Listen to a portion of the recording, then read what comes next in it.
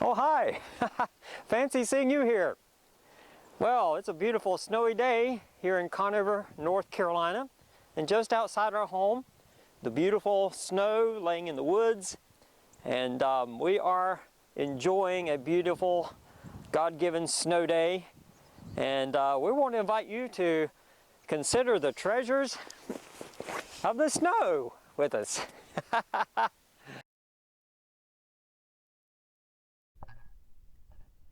Have you ever gone outside on a sunny winter day and been nearly blinded by the brightness of the snow? Snow reflects nearly 90% of the sun rays landing on it.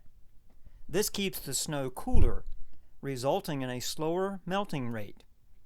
Why would God want snow to stay cold longer?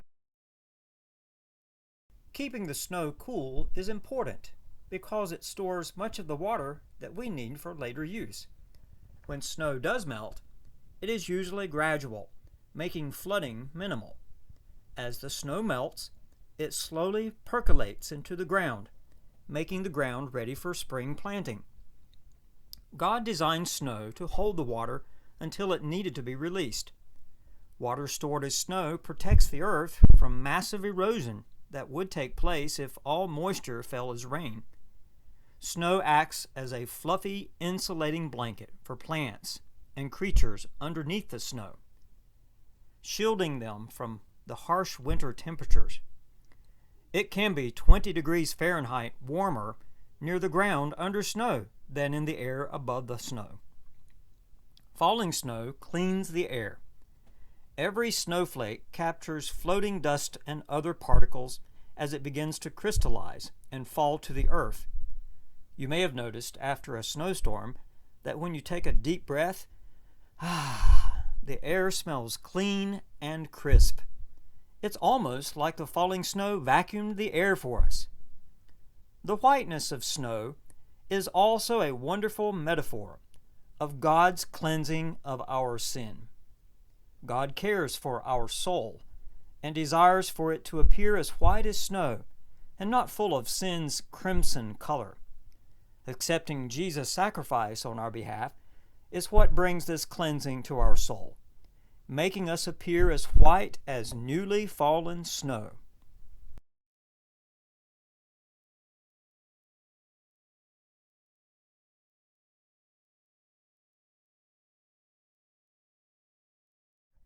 Have you considered the beauty of snowflakes? A snowflake starts out as a tiny crystal that forms around a speck of dust.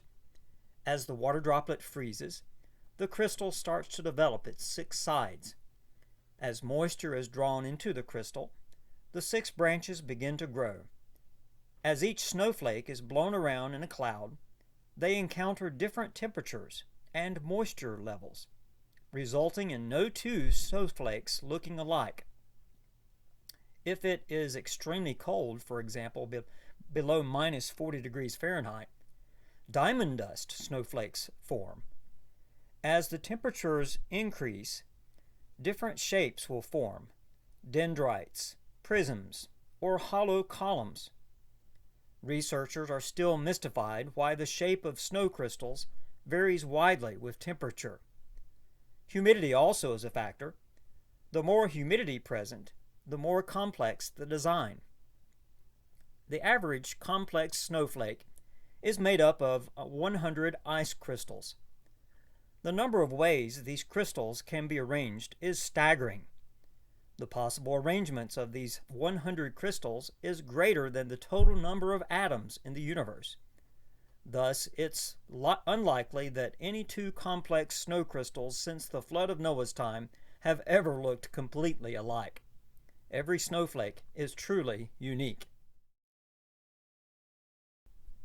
It is also interesting to compare man-made snow from snowmaking machines to God-made snow. Man-made snow does not have any design but looks like rough gravel. With God's snow, each snowflake has a unique design showing His creativity. God is still giving us new designs today. The next time it snows, catch a snowflake on your dark mitten and look to see the new design God has placed before your eyes.